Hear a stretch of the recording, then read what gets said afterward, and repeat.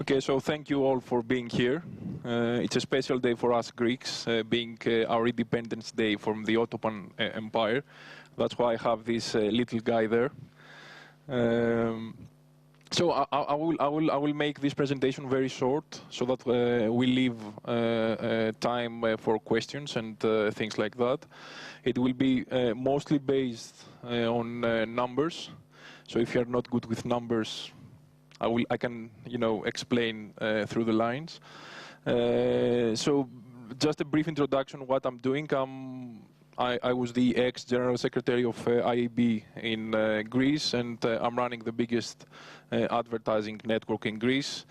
Being a veteran in the country, I mean, I started working in this field in the digital industry, first in the UK and then in Greece in 97, 98.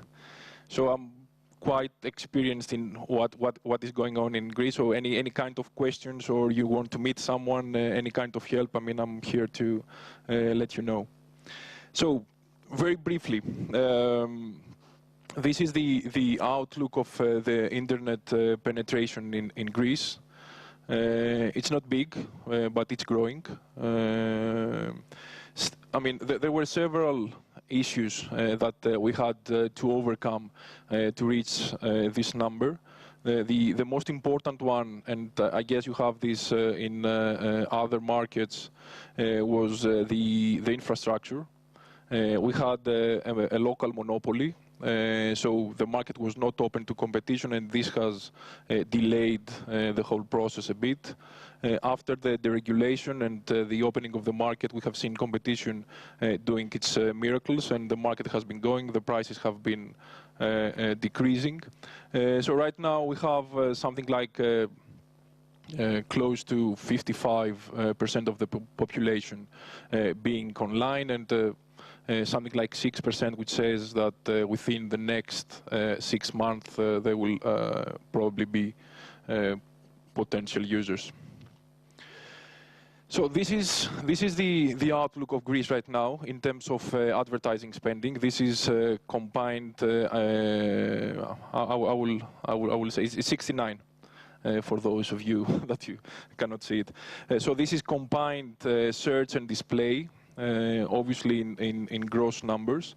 So Greece is probably worst in terms of all the Western European countries in terms of the revenues. But as I was saying before, there is huge potential since the total advertising market is quite big. I mean, the total advertising market in Greece is something like 2 billion. So there is, and we'll see in the chart in the next one, we are talking about something like 4% right now. So there is still scope for this to grow. Obviously, the crisis has affected the whole market. It doesn't seem to affect negatively the growth of the digital advertising. So Greece was, I'm using numbers from the ADEX of IAB. Greece has not been affected negatively by the crisis. Quite the opposite. It was the country with the biggest growth in Europe in terms of digital advertising. So we are talking about something like 50% compared to 2008. This was due to two reasons. First of all, the reach is there. Now we have more than 50% of the population online. It's easier to go to advertisers and ask for the money that we should have as an industry. And the second thing is, because of the crisis, advertisers have become more focused on return on investment, no matter what that means for them. I mean, even brand advertisers want return on investment, and they now have the ways to measure that. So this is the split. This is a number from the local IAB. This is a split in terms of the advertising of the advertisers. The main sectors moving the industry is obviously the financial sector. I guess this is the case in nearly all the countries. And then you have the telcos, and third in Greece is the FMCG sector, which during the last 2 years has the biggest growth. So we have seen companies like P&G, Unilever, all the big ones, spending more and more money year on year on digital advertising, and this is very promising. I mean, when you have companies like P&G and Unilever and Reckitt and Johnson & Johnson and Nestlé and all those big players, brand advertisers putting money online, you definitely expect a big growth. Okay, this is the search market. So before we were seeing the total market, so it was both display and search. This is just search. Sorry for the small numbers, but it doubled within a year. So it was something like 20 million in 2008. It has grew to 40 million in 2009. Obviously, this is the case with Google in nearly all the countries. These are not the official numbers. I mean, Google doesn't give the official numbers, but it's a good estimate. I mean, we have the sources as a local IAB to know with a very good prediction the actual number. And this is obviously what I just said before. This is in Greece to measure the online publishers. We have just one tool. It is Nielsen. It was launched in Greece something like 1 year ago. And what you see here is the top 10 sites. It doesn't count sites like Facebook. It doesn't count sites like Google, and obviously it doesn't, or even Yahoo. And it doesn't count, obviously, sites which are not paying to be in Nielsen. But despite that, if you exclude the big international players like Google, Facebook, and Yahoo, the big sites are these. So we are talking about big portals like MSN and NGR. NGR is it's a special case because it was one of the first portals to be launched in Greece in the beginning of 2000. It belongs to a big publishing group called Dol. Actually, it's the biggest publishing group in Greece, and they are trying to catch up with the big international companies which are launching more and more in Greece. Then you have Meteo, which is a weather site. You see that we are sports crazy, so 3 big sports sites in the top 10. And then you have news, and the last one, Mega TV, is our biggest TV channel. What is interesting in terms of publishers, during the last 3 years, we have seen an explosion in terms of new sites. So nearly all kinds of niches are being covered right now. So this list can go down to, I think Nielsen has something like 200 Greek sites right now, so it's quite extensive, the list of sites that they have. What is also important is how the local social networks have responded to the Facebook, let's say, threat. Usually in most of the countries, we are seeing local social networks losing people because of Facebook and or Twitter or whatever other social network is dominating the country. I think it's 12 or 13th. We have a local network, a local social network called Zudo.gr. Which has something like a bit less than 1 million, but it has kept growing despite Facebook. It has a unique kind of approach to the user. It's more like a social gaming network combined with dating rather than something similar to Facebook. And this is the main reason we think that this site has continue growing. It's a unique experience as well. I mean, you can go and see it yourself. It's called zoo.gr. Okay, now in terms of networks, I mean, there are not a lot of networks or sales houses in Greece. Actually, we are the first one, launched in 2006. We currently have something like 85% reach of the Greek market, and this is growing. The number you see there, the 8.5 million, it's a unique browser, so it's not directly related to, I mean, it is related to unique users, but it's not the unique users number. This is from Nielsen. And what I wanted to show you is some things about the creativity in the market, because this is also important, as we are, most of us are dealing with advertising, so creativity is also important. In terms of formats, I mean, the market is quite standardized. I mean, all the sites use IAB standards, and this is something that we are proud as IAB that we have managed to standardize the market early on. The local IAB was launched in 2002. And it has grown now to something like a bit more than 70 members. So one of the good things is that it has standardized the market in terms of creatives. The interesting trends is, and this is the example that I'm going to show you, during the last 2 years, is branded entertainment. So we have several brands experimenting with branded entertainment in various forms. Usually, in most of the cases, with video playing a significant role into that. We also have TV stations who are playing with video. So video is becoming very important. This year we have Antenna, which is the second biggest TV station, launching 2 series only for web.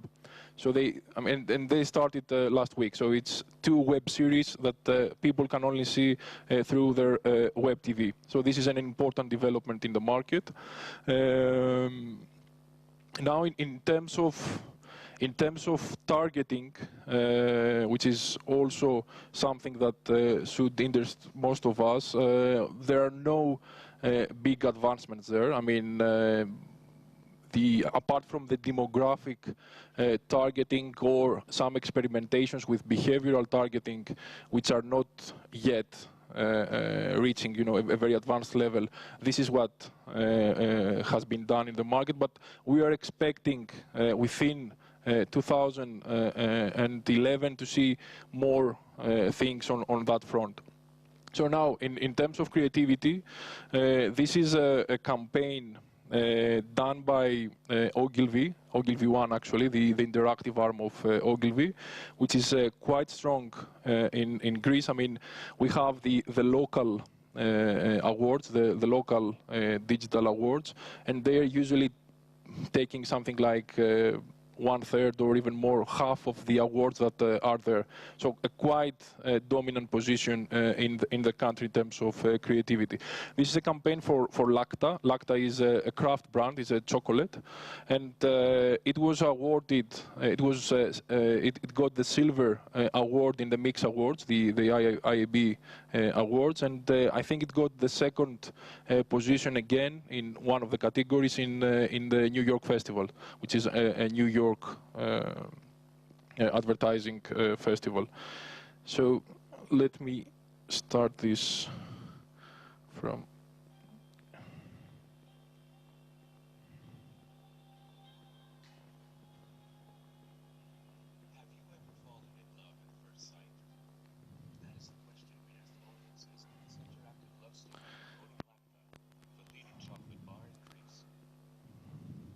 So let me. Can I have some voice, please, here?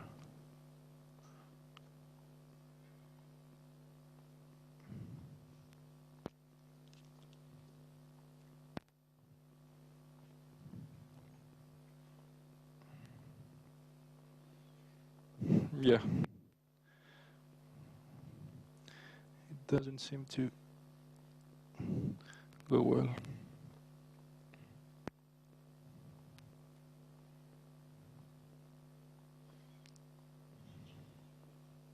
Nope.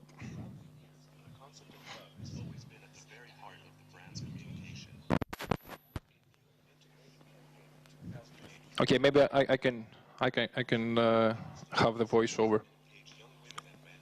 So okay, basically the whole concept was about friendship and love and romance. What Ogilvy did, they created, they played with the concept of branded entertainment. They created a whole movie which was very much user-generated driven, and I will explain what I mean with that. They had various interaction points within the whole story. So in the beginning, what they did, they asked the people to submit stories through their personal lives, like love stories through their personal lives. So in total, they had something like, if I remember the number correctly, something like 700 different love stories coming from users like us, like from consumers. After that, they chosen something like 3 or 5 out of them, and they had people voting for them, so as to reach the last one. Then they did some casting so that they have consumers participate as second roles, obviously, in the movie. And they created something like, I think it was 30 minutes or 20 minutes long movie, which was played in a series in the Greek internet media, mainly online. The final cut of this video was aired in the biggest TV channel in the prime zone. In addition to that, it's a Mac. In addition, yeah. In addition to that, they did a lot of social media activities. So I mean, there is a Greek website which ranks the highest, the most likable pages on Facebook. It's called topfacebook.gr. Lacta has right now something like 150,000 fans who are following the brand, which is huge. I mean, it's huge for Greek standards at least. In addition to that, they did events, so they did below-the-line activities as well. So what I'm describing here is that they used the internet as a platform to base all the other activities. So the internet was a central backbone of their campaigns. But in addition to that, they did above the line on TV, they did events, they did promotions on store, and so on. So this was one of the things that has been discussed a lot during the last 2 years in Greece, and we have seen a lot of copycat scenes. I mean, a lot of brands have experimented with this format. So this was basically. No, you were. Okay, I'm done. This was basically the overview of the Greek market. I don't know if you have any questions that you would like to ask and find more.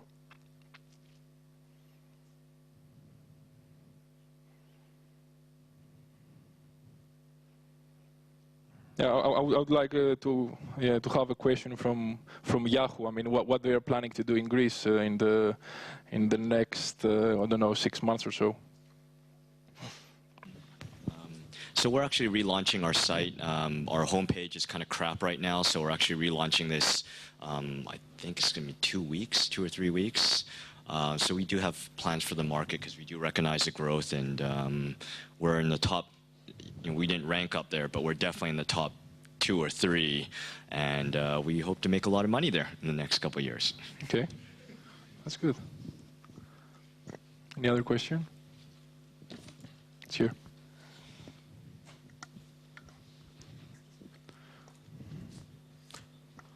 I want to ask what's the percentage of online payments and online bookings? Is that casual for Greek, or it's or now is the moment that this is happening? There is no like official measurement of e-commerce in Greece. Obviously, there have been several research done during the last year.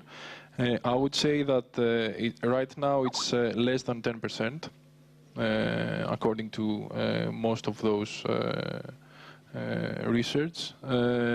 It's mostly booking tickets, especially air tickets. That's the main thing that Greeks are doing. One of the other things which is very popular in Greece is gambling. So Greeks use their credit cards a lot for gambling reasons, and then come all the rest of the categories. So books, download of software, and so on. But the two main categories is travel and gambling.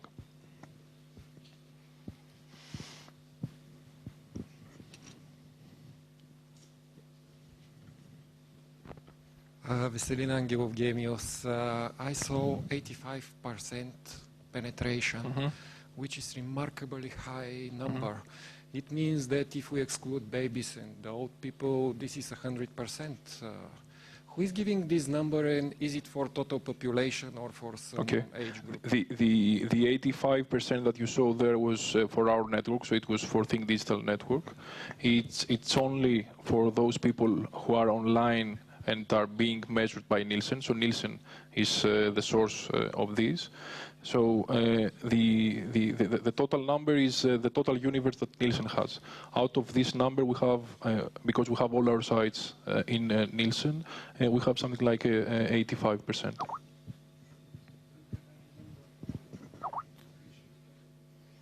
Yes, I think I had it in the beginning. That's okay. It depends on what research you're using. Is in between 4 and 4.5 million. That's the total number of internet users in Greece.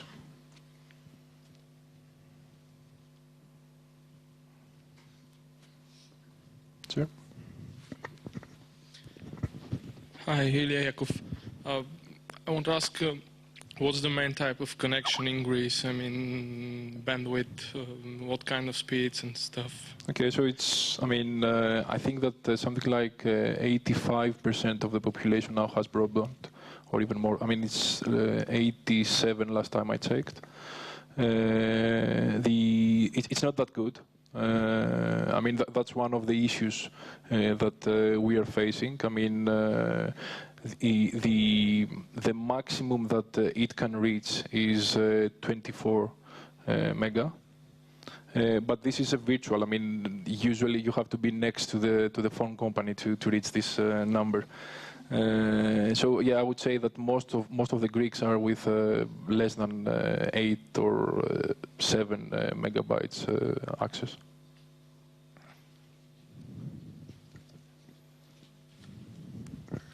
Sorry, can you give me? I'm sorry. Sorry, right here. Can you give me the number for the mobile internet, if you have any? No, I mean, it's not measured. Obviously, if you see the numbers of Greeks having mobile phones is more than 100%, because most of them have 2 connections and so on. But there is no number for mobile internet. I would say it's tiny.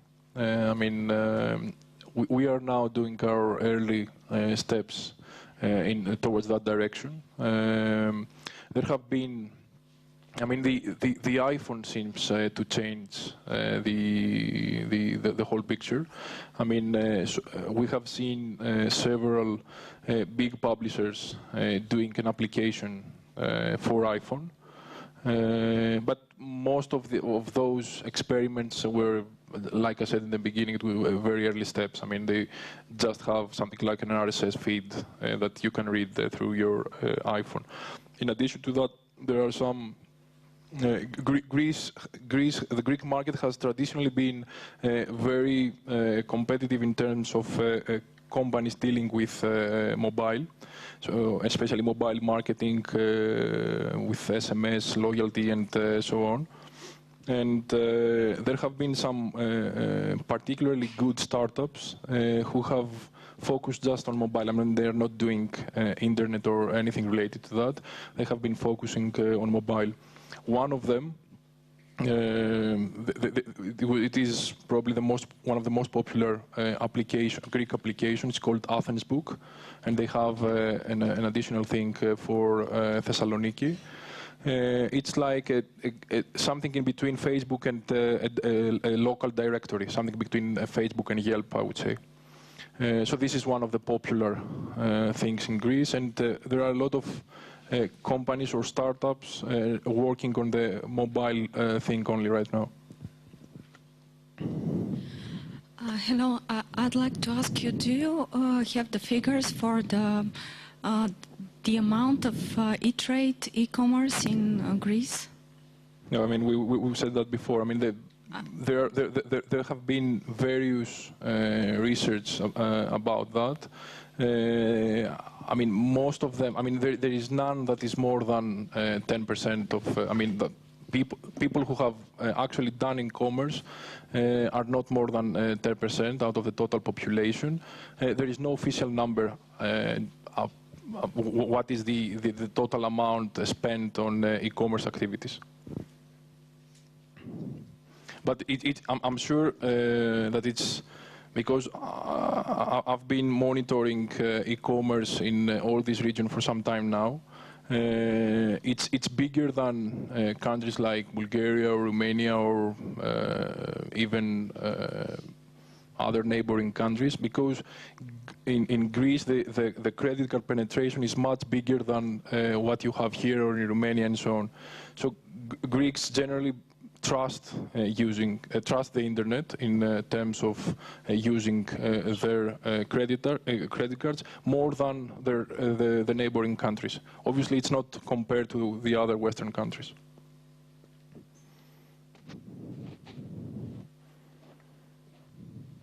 Any other question?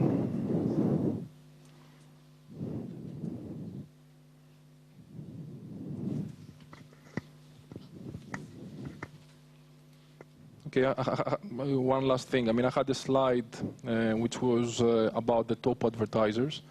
We do not have the actual statistics for digital advertising. I mean, IAB doesn't gather the drill down data which shows what each advertiser is spending online. But from the total advertising spend, there are some figures, and I guess it's similar in most of the countries. You have some big FMCG companies. In Greece, it's P&G and Unilever.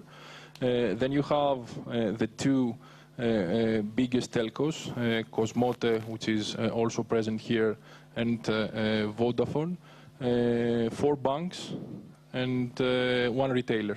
Germanos, which you also have here. So this is the lineup of the biggest advertisers in Greece. Okay, so if there is no other question, I think we're done. Thank you very much.